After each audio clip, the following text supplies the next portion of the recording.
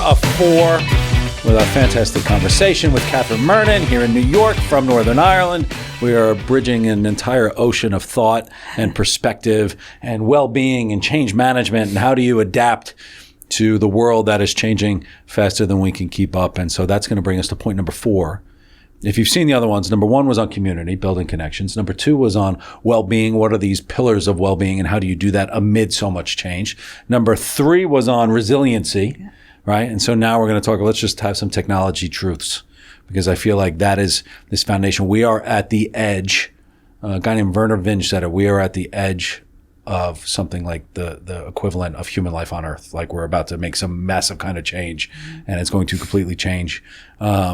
Some would say human history is now over. Okay. And there is a new history that's beginning, and it's this kind of human AI kind of discussion, which is my kind of, it's my kind of discussion. This is my kind of stuff. I love this stuff about what's possible and how do you do it. But there's a lot of fear with technology, and that's where Catherine is. So I guess some of the things in terms of technology truths and what we want to talk about is, one, how do you get it to serve you? How do you understand it? How do you use it to your advantage? You have this philosophy that social media could be used for good. I'm kind of on the opposite end of that spectrum, so we can go toe to toe on that as I hit the microphone. I guess number 1, technology truth number 1. I guess 1 is AI. You have to talk about AI, AI in action. What does it mean? Do you use AI? Just dipping my toe in the water, but I am a bit scared of it. I know other people have talked about it being a tool. I guess the reason I'm a bit fearful is because in the content that I use through my workplace programs, that's bringing my authenticity and my stories in there as well. But I feel that I could definitely use AI more for maybe some social media content. That's what everybody does, right? But that's good. I mean, I feel like using AI to serve you is one of those. I mean, that's not something to fear, right? Yeah. Because I suppose we've talked in other conversations around creativity and for me, owning that content, it's part of me. It's what I love. It's how I bring stories to life in, my book and my poetry.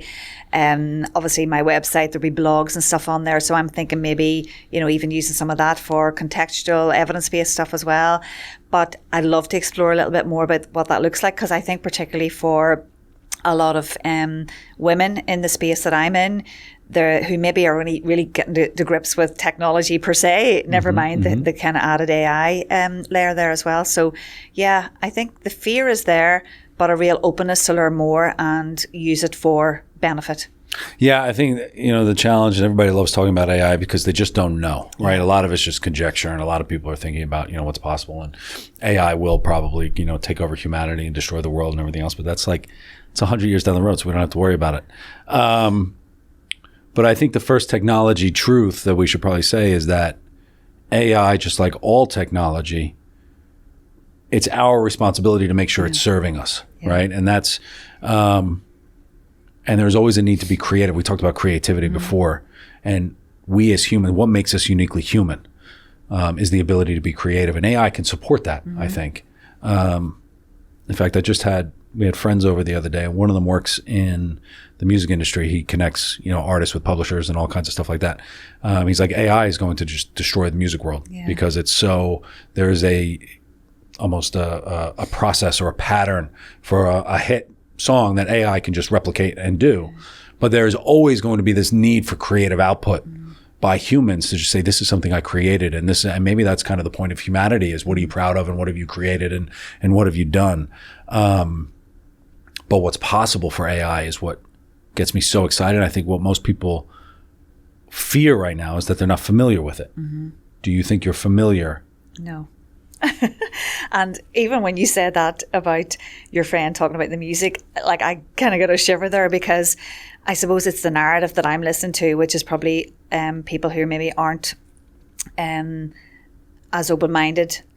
And I'm not saying I'm closed-minded around it, but I guess the fear is there, and we've talked about that as well. I would love to know more. I kind of think, I suppose, from like a health perspective or an education perspective, anything that's going to enable, expand, enhance whatever services and support are out there is really, really important. But like that, I heard something on the news this morning around, I think it was sports publications and AI, and it's only come to light now that was used, and they thought it was authentic material and stuff as well. So it's kind of that disconnect for me. How do we know, what's someone's what's true, what's real? Yeah. Because for me, like, I know I invested a lot of time writing my book. I invested a lot of time with the poetry. Now, that didn't feel like hard work to me because of the creative purpose in there. But I guess, like, if I go and I write a program for an organization and I get that CPD accredited, that costs time and money. And I'm thinking, could someone else do that through AI, on a day at the laptop? So is that possible? And what else then should people like me be looking to kind of use AI for the best benefit? I feel like, yes, right. And we have this need to be creative, but there's also a fear of becoming irrelevant. Yeah. Right? Maybe that's how to say it. And we have a fear of just being rejected and not being able to keep up and being left behind, this fear of being left behind because AI is just going to do it. And I think what's most uncomfortable is that it's changing the way we have to think about things. Yeah. Right? I think the biggest challenge we have with AI is what's true and what's real.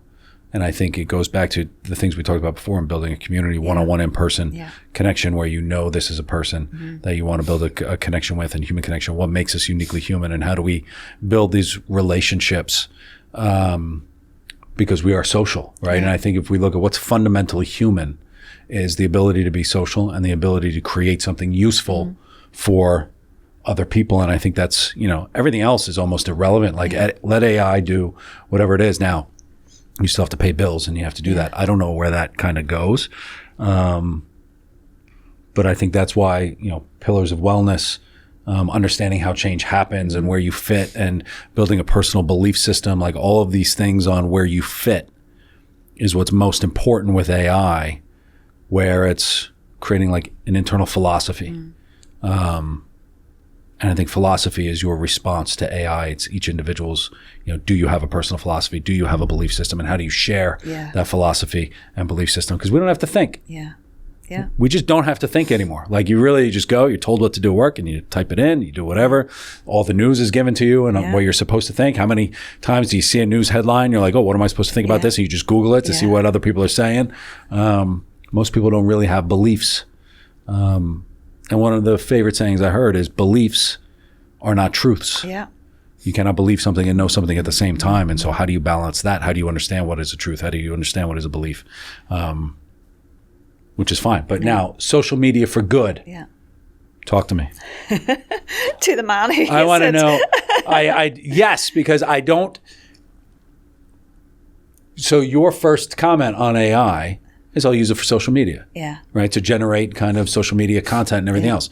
Is that AI for good? Is that social media for good? And what does that mean? Yeah. Like, how do you become an arbiter of good in something that I despise?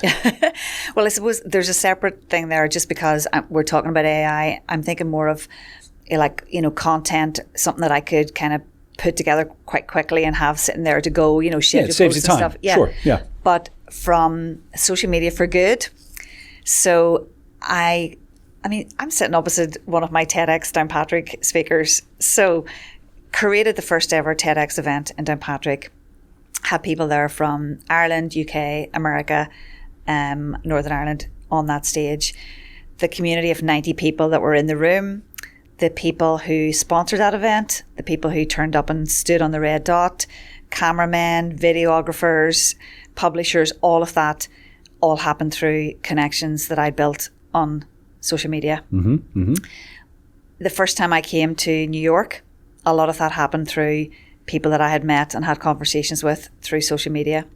And I know when I put content out there, particularly on my Facebook page, which a lot of people don't use anymore, but when I put stuff out there at a time of maybe challenge in the world or loss or change or whatever that I've written from the heart, people engage with that. And I have so many messages that don't appear on my feed come privately to me to say, that was what I needed to hear today, or, oh my God, that was just unreal, really made me feel connected. Could we have a conversation, whatever? So I suppose I use it in two ways. Obviously, my business and the visibility is there too.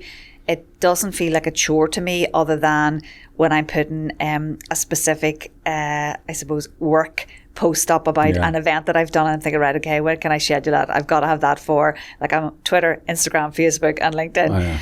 But like, I really feel on the LinkedIn community, particularly in Ireland North and South, I've had a lot of clients out of that, and that's been because people have shared, you know, I suppose, my wisdom of well-being. They've shared the kind of values that I've had. They've recommended me in a way that really speaks to kind of my truth as well. So that's where I feel really comfortable.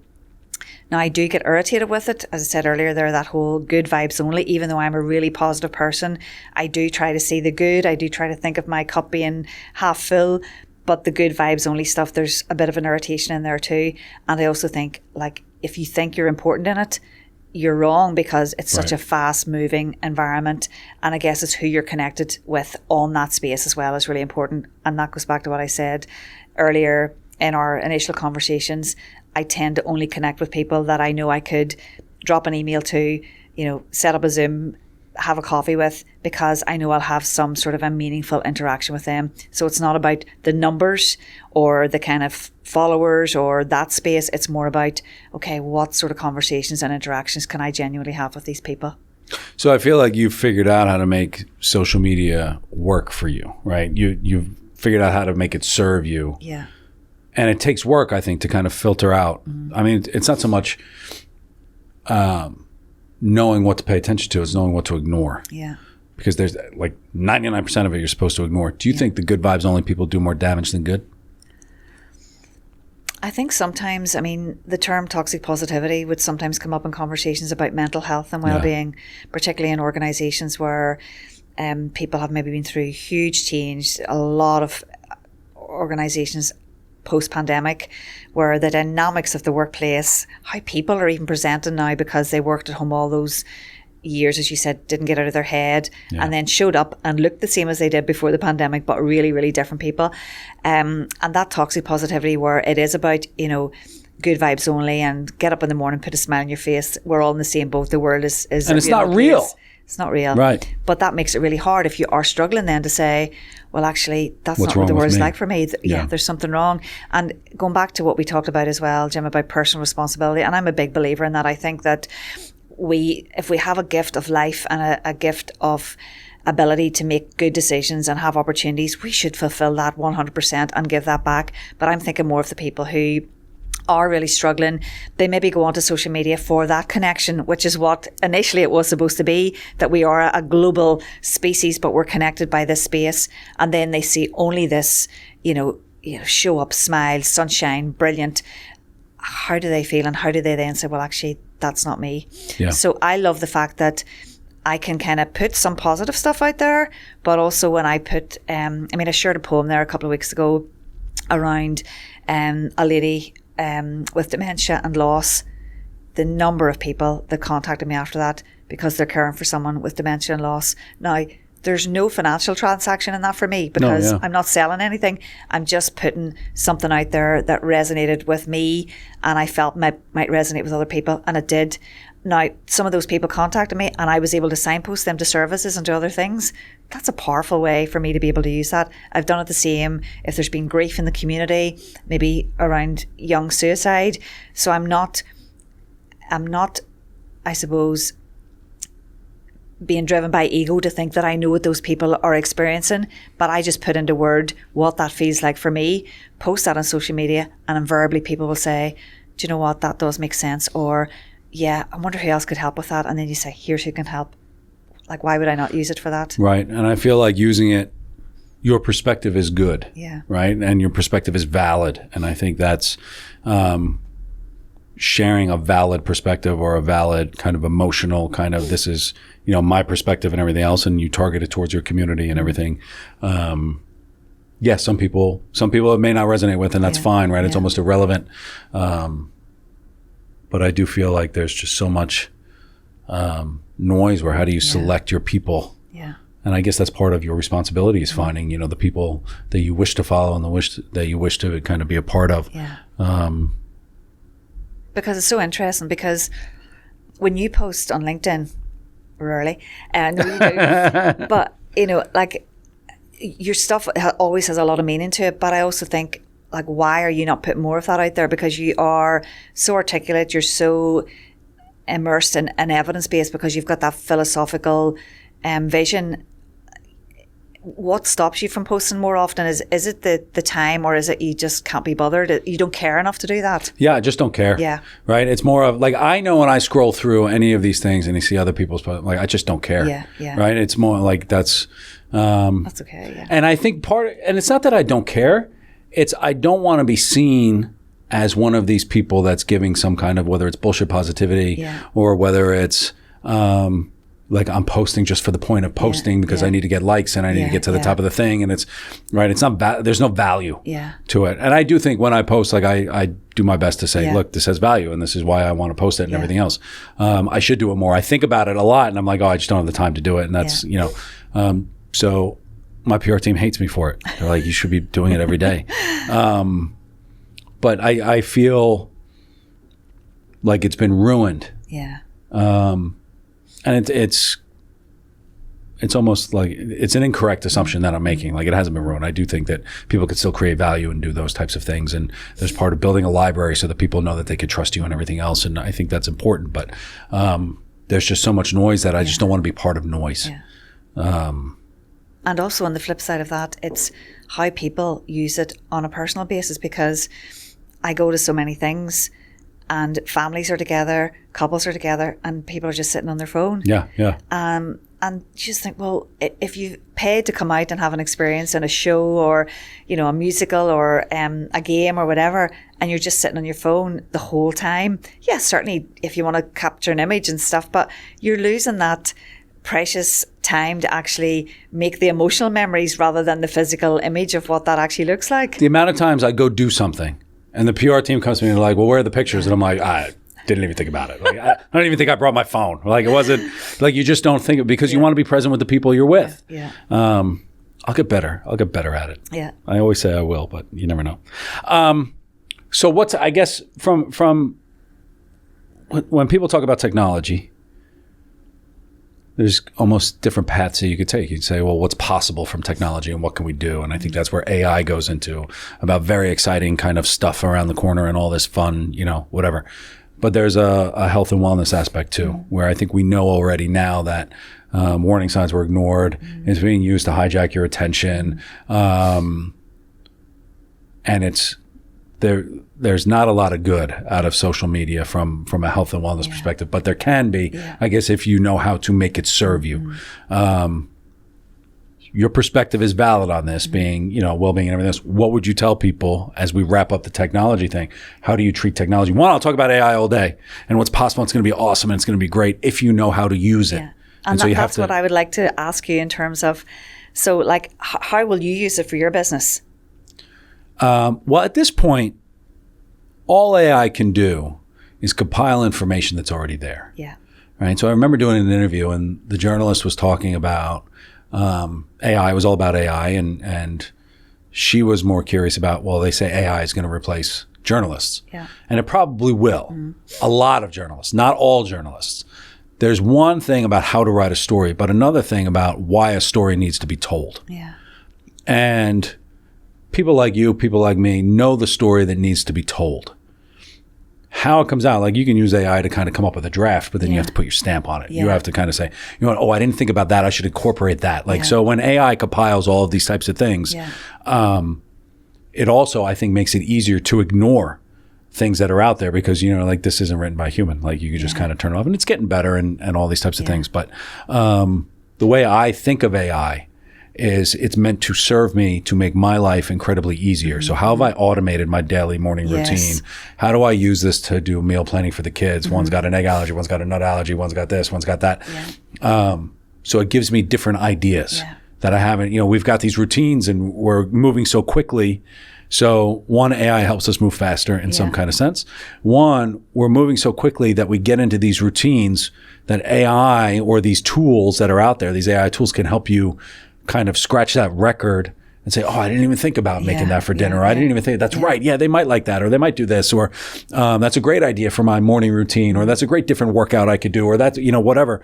So it gives us different ideas, but we still have to manifest that idea in a different type of way. And so knowing how you can use AI now, there's other types of AI that's happening that will fundamentally change the workplace, and people are going to get fired, and how do you kind of adapt? But that goes back to you exploring yourself in terms of what are you creating at work every day? You hate your job. Well, then how do you shift that to say, what have you done at work today that you're proud of? Right? Because if you don't have anything that you're creating at work that you're proud of, you're going to be laid off. At the end of the day, like that's just AI is going to replace. You're not bringing anything meaningful. And so how do you start to say, well, you know what? I'm working in finance and I'm not able to create anything that I'm proud of or whatever. That's a good place to start then, is how do you kind of, match, technology makes things easier, but you have to do work to kind of be creative and be human and do something that you're proud of. And I loved I think it was an article you contributed to or written a couple of weeks ago just about the skill set and the experiences rather than a specific industry or a specific job role, and that flexibility right across, which is going to really help people as AI becomes more relevant and people become more irrelevant sometimes as well. Yeah, I would say, and I would argue that the workplace is going to change. You're not going to have a job anymore. You're going to have expertise that companies can hijack and use, almost like, we're doing this project, we're going to pull you over, you're going to do this, and then this project's over, we're going to do this. And so your ability to create a library of skill sets is what's important right now, that you could be proud of. So when you think about the skill sets and the things you want to do and the things you're proud of creating, when you go to apply for a job, you can say, yes, I could do that job. Yeah, great. Okay, I can do that. But when you're looking for a job, you say, do you want to do that? Right? And what are you so excited about doing? Because that translates into real relevance.